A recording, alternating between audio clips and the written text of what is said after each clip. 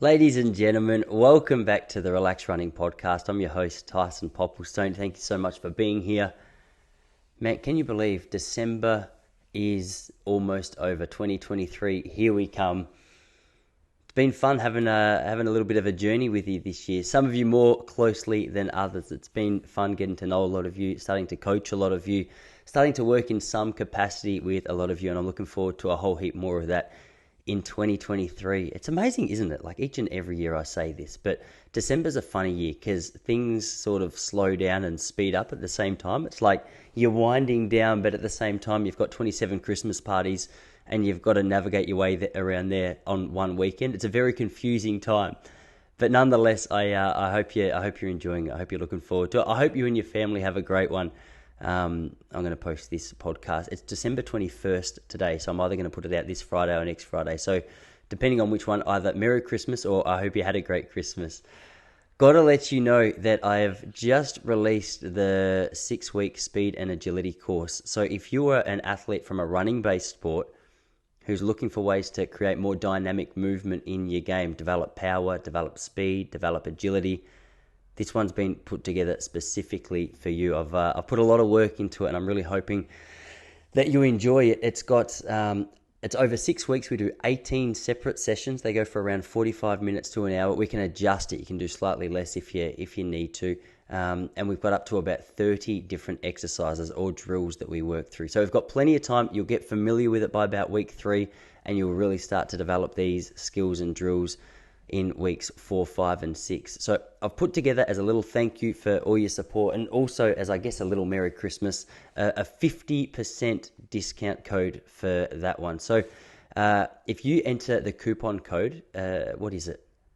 I've written it down here.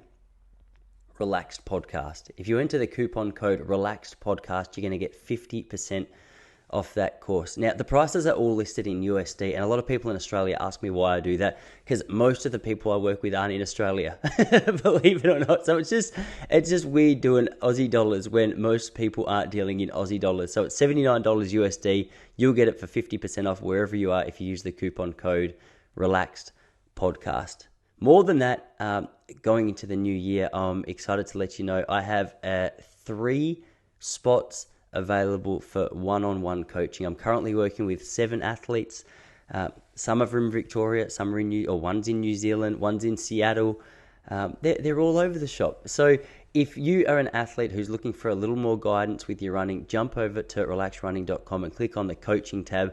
Have a little bit of a look there. If you'd like to have a Zoom call with me just to discuss whether or not we'd be a good fit together, then we can do that. But 3 spots remaining for 2023. 10 athletes is the absolute max that I've realized I can work with at a really deep level. So I'm not going to go any more than that. So if you're flirting with the idea of getting some coaching, or you would like to get some guidance, I'd love to have a chat to you about whether or not we might be a good fit. Today, I wanted to do something a little more personal, share something from my side of the fence in a little more detail, because a lot of athletes are interested in working with coaches, but a lot of the time you don't really know if your values align. You're not 100% sure whether or not you're going to be a good match, whether or not you're going to be a good fit. And one thing I loved about working with the coaches that I did is I had a very good understanding of what their key priorities were in my own running. And the reason for that was they were very clear about it. So the first coach I ever worked with, or the first coach I worked with on a serious level, was Rod Griffin when I moved to Ballarat in 2007. Ballarat here in Victoria. Rod was a really relaxed coach, also very encouraging, and he just had a great capacity to offer a whole heap of his time, and he did it all. I don't know the expression. He was a generous guy with it. He never charged.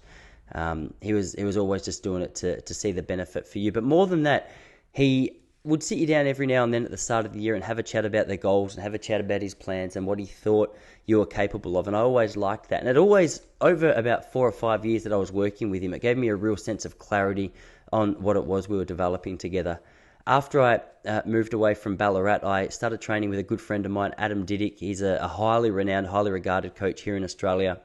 Coaches the likes of Jess Stenson and Matt Clark, and his group is just one of the highest quality groups in Australia at the moment. And he was always very clear on, the focus that he has on emotional health, on physical health, on mental health, and the crossover between all of these things. More than that, he would, sit me down at the start of each season, much like Rod, and have a chat about what the things that I was trying to achieve were and how it was that we're going to focus on these. So I think over time, getting to know the coaches gave me real confidence in the plan of what it was that they were doing. But more than that, it just allowed me to understand why it was that they were structuring things the way they were. I think there's nothing worse than going out and training and kind of second guessing everything it is that you're doing. So today, I wanted to go through 6 or 7 different core values or core focuses that I use with my athletes, just to give you a sense of what it is that I appreciate. But way more than that, it's to get you to consider what it is that you're looking for in a coach. And it's just thought-provoking. As I was sort of working on these earlier this morning, I was thinking about what's so important about each of these steps. And the good thing is it just helps eliminate the chaos from your training or from your mind and, all that just extra stuff that we can spend our time worrying about. And it allows you to focus on what you believe is essential. So for me, what I'm about to share with you, it really helps eliminate all that excess stuff. It helps me feel focused. It helps me feel relaxed. It helps me feel as though I'm being very deliberate with the athletes that I'm working with. And it just makes my life so much easier when it comes to planning and knowing what to do for the athletes that I'm working with. So with all of that said, let's jump into it. And whether you're self-coached or you've got a coach, I think this is just some food for thought. And you don't necessarily need to have a coach for these to be valuable. So I hope they're helpful. They certainly are for me. And I think I've sort of gleaned this insight from a lot of the coaches that I've worked with over the last, seriously, like 15 or 20 years, which is crazy. I mean, my wrinkles are getting a little bit deep, but when you start to say 15 or 20 years you've been involved in a sport, you go, okay, well, you're not a little boy anymore. You're not a kid. I've been around for a while. So the first thing that I think is so important to do if you're a coach is to develop an understanding of your athlete. Who is the athlete that you're working with? Some questions that you might ask yourself around this is, all right, like how long have they been running for? What's their current fitness level? What's their injury history? What are their goals? What are their strengths? What are their weaknesses? What is the target race? What is it that you're sort of building up towards? I think one of the most helpful things for an athlete to have is someone who understands their background, who has someone in their corner to be able to offer support for the highs and lows that not only running, but just life in general throws their way. It doesn't matter. You journey with someone in any industry, and after a while, you go, okay, well, we're gonna go through some speed bumps together, and it's part of the course. But I think when you can develop an understanding of your athlete, not only does it help them respect you and the work that you're doing, it helps you plan a program specifically for them. That's the problem with generic training programs. Obviously, you can go anywhere and you can get a marathon training program or a half marathon training program, and it might work. Like you might be able to start it and finish it and have a great race. But if you're trying to get the most out of yourself as an athlete or as a coach, what the most important thing is understanding, okay, well, if your athlete's got a problem that seems to arise at about 80 kilometers a week, you're not just going to jump into a training program at 85K a week with fairly high intensity, because it's just counterintuitive to what you know about your athlete. So what's so important to me before I start to work with anyone is to sit down and have a big chat with the athlete about, okay, what are you trying to achieve? Where would you like to see yourself in 12 months or 2 or 3 years? Where are you at right now? Like, why are you where you're at right now? Like, if there's an injury, if there's burnout, if there's excitement for the running, I like to get a bit of an understanding about where they're at. It's also nice to understand their expectations on how often they're willing to train, what their work commitment is or lack of work commitment is, how they go on with family. I know 2 kids in my family under 2 is, well, one just over 2 has thrown a real spanner in the works in terms of how I have to structure my training. So developing this understanding, it helps color a black and white picture. If you just get a stranger come to you and go, all right, well, you look like you're relatively fit, go and do this. You don't know about the injury history. So if you can do that as a start point, I think it's really important, because from there, when you develop that understanding, you can answer the next questions that I'm going to look at. The second thing, and it ties on beautifully from the first one, is clarifying the goal. For some athletes, they just want to be able to go out there and enjoy being able to go for a long run and feel good while they do it. I mean, we're not going to have a 100% strike rate when it comes to feeling good. There's some days, no matter how fit you are, that you're going to feel like absolute rubbish. And that's par for the course as well. It's just part of the business that we're in. But when you can clarify the goal, it makes the structuring of the training much easier. I've got athletes from all spectrums. I've got an athlete, Tim, that I work with from Seattle, and Tim's newer to the sport. He's got a whole heap of enthusiasm. He's run a couple of marathons, and he would tell you that his excitement sometimes leads him to a little bit of overtraining. So for us, the goal was, all right, let's just bring it back slightly. Let's just back off the intensity for a little while. Let's get your body strong. Let's get your body fit. Let's get you in to see a PT. Let's get you in to see a physio. And then as a result of that, hopefully we can develop some strength in your body so you can start to handle more and more training, because he's the kind of guy that he's cut out. He likes the idea of getting out there and running hard and training hard. But until your body's strong, you're not able to do that. So he's been through a few weeks of rehab, and he's just starting to get back on the horse a little bit with some easier running, some more intense bike sessions, and we're complementing his running with that bike to keep building the aerobic capacity, to keep giving him sort of a pressure-free or intensity-free, in terms of intensity of the joints, session to get his cardio back up to where we would like it to be. He's doing really well. The flip side of that, I got a bloke, David, who I work with here in Victoria. Dave's a great bloke, and he's got a very clear vision of what it is that he would like to achieve. I love Dave's patience. I love his patience. I love his commitment. And for David, he's got more of a 3-year view on what it is that he's trying to achieve. He called me about probably 9 months ago now, and we started talking about what it is that he would like to achieve. He said, okay, by 3 years' time, I'd like to run a fast marathon. And I thought, hey, isn't that a contrast in the difference of the athletes that you're working with? One guy's saying, all right, I'm super intense, I really want to get it done. The other guy's going, no, okay, I'm in no hurry. I've had a few injuries in my past. I've learned from my mistakes. I just want to run a fast marathon in a few years' time. And the approach that we take for each of those athletes is very, very different. Got another athlete, Luke, over here, who's trying to break 20 minutes for the 5K. And man, he ran a 20-second PB just the other day, and he's very close to getting it done. So for him, we've had to adjust his training. Originally, he was starting for a marathon. He got sick with COVID really close to the marathon start time, and it just whacked him around a little bit. So we thought, all right, we'll strip it back a little bit. He's trying to manage a 1-year-old, and we're starting to focus more on some 5K, 10K kind of running. Yeah, 20-second PB in his 5K just a couple of weeks ago was it's funny because he contacted me. He said, yeah, I'm happy, but I'm disappointed I didn't break 20. I go, mate, well, you're running 20 seconds PB, so if you're doing that, you're doing something right. So I say all that just to say, all right, there's many different athletes. There's very many different goals. There's many different approaches. So if you can clarify the goal, obviously structuring the training around that is so much easier. Point 3 is a direct continuation of that. It's very important to tailor the training. Now, let's unpack that a little bit more. What does that even mean? Well, tailoring the training is essentially saying, all right, is the athlete a marathon runner or are they a 1,500 meter runner? Are they injured? Are they not?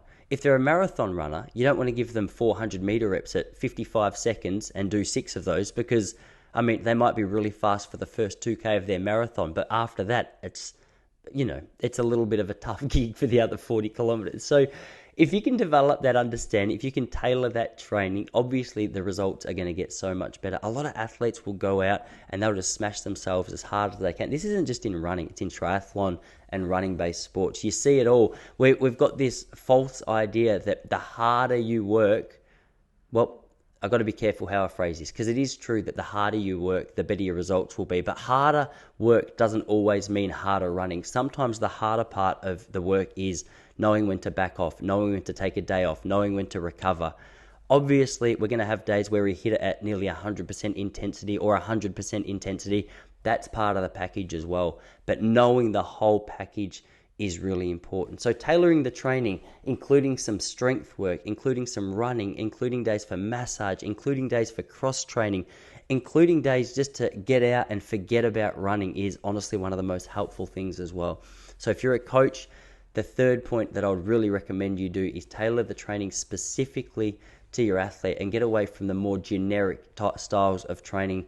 I understand it's easier and I understand it's, there's a way to make money there.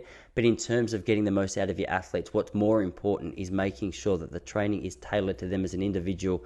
Otherwise, it's kind of a joke trying to kid yourself that just a generic program is going to get a great result for everyone. The fourth thing is slow it down. Now, by slow it down, I mean not only the running that you're doing, but the goals that you have for yourself. Expand the horizon of when you would like to hit your goals by. Because a lot of the time, we're in a real hurry to hit our goals in 2 weeks' time. And as a result, we go out and, like I mentioned just before, we're sprinting these, we're pretty much sprinting the sessions. We go out for an easy jog and we've got the Garmin on and we go, you know what, I feel quite good. This would look really impressive on Strava if I picked it up a little bit and called it an easy run. And as a result, it leads to injury, it leads to plateau, and it leads to just a lack of enjoyment in the running. If you're going out there after 3 weeks of smashing yourself and you're constantly fatigued, what's the fun in that? Like if every single run is just a mental challenge to get to the end of it, it's real yuck. So if you're a brand new runner, and I'm sorry because anyone who's been listening to this podcast for a long time will be sick of me saying this, but it's so true. Slow it down. Run at a pace you'd be embarrassed to be seen running at, and then back it off even more. What you'll notice when you do that is not only is your fitness better than you realize, your capacity to run further than you thought you could will expand. So if you want to run further, the best way to do that is to slow down your runs to a point that you're embarrassed to be seen running at, and then slow down even more. The reason we expand our goal time frame a little bit, and the reason I like that, is because it just takes the pressure off. Like if you don't have a goal where you want to take 10 minutes off your marathon time in a month, then it allows you to enjoy the training, allows you to get out there and actually build up towards it, give your body the chance to develop the strength that it needs. The next one is cut out the obsession with numbers. Now, you runners, you triathletes are absolute nutcases when it comes to your Garmin. I know how exciting the data is, especially you data nerds out there. I'm a data nerd sometime as well. We're looking at heart rates, we're looking at split times, we're looking at elevation, we're looking at, whatever it is that the Garmin offers us to look at, we're having a look at and we're analyzing it closely. Leave your watch at home from time to time. Forget the numbers. Stewie McSwain here in Australia said to me on a podcast I did with him, I don't really know how fast I run because I don't run with a watch. He's the best in Australia. So if the best in Australia doesn't need his watch out there every single run, neither do you. So this is, it's hard to do because I understand it looks good on Strava to have some consistency of reps and consistency of days of running. But if you can leave your watch at home, you're not going to know what your heart rate is. You're going to have to learn to run by feel. You're going to have to learn to just run at a pace which feels comfortable to you on the day. The good news is, whether you're running slightly faster or slightly slower than you usually would, you're not going to know anyway. Like, what's your thing to prove? I think there's a whole heap of freedom that comes with just putting the technology down and going out and just enjoying the running, looking around at the scenery, looking around at wherever it is that you're running. Enjoy that. Put the phone away, put the watch away, and just enjoy running for what it can offer you in the moment, I guess you say, without sounding like too much of a hippie. Does that make sense? Leave it alone. Forget about the heart rate. Forget about the recovery. Your watch doesn't know you as well as it thinks it does. I mean, it's got some pretty good insights, but what's more important is that you're actually listening to your body more than you are your watch. The second last one is keep showing up. Running has a reputation for rewarding the most consistent. You have a look at any athlete in any sport, and one thing you'll realize quite quickly is they've been doing it for a long time. Sure, people's progress is different, their start point is different, their body's ability to handle different workloads is different. But if you can keep showing up, editing your work, and then repeating that process, you're going to see some massive results. The best way to do that is to follow the last couple of tips. Slow it down. If you can be consistent and not stop taking days off because you're injured, tired, fatigued, or just over it, you're going to see huge results. Where could you be at the end of 2023 if you followed that advice? You could be amazed at how much progress you could make, whether that's trying to run your first marathon, that's trying to run a faster marathon, whether that's trying to run your first 5K or run the distance of 5K. That is relevant to you. So keep showing up. Stop being in such a hurry. If you're anything like me, this is something that needs practice because it is so easy to be in such a hurry and so hard to slow it down and expand the horizon. So show up daily if you can, or as many times as you're expected to run on your training program. No more, obviously no less.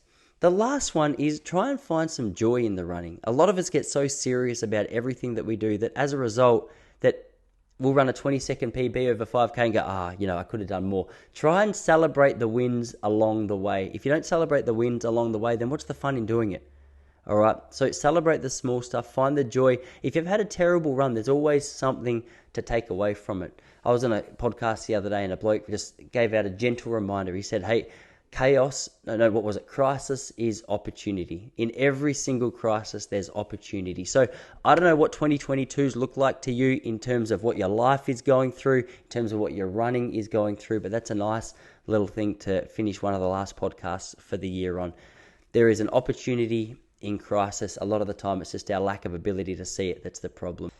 Anyway, I'll wrap it up there, guys. It is great to have you here. I hope you have a great Christmas. I hope you have a great New Year. I'll have podcasts out before then, but in case I don't hear from you or see you before then, I hope that the Christmas period's a really good one for you.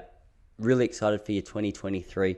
Apply those little tips to see some big improvements in your running or your coaching. We'll see you again here. I'll see you here again really soon.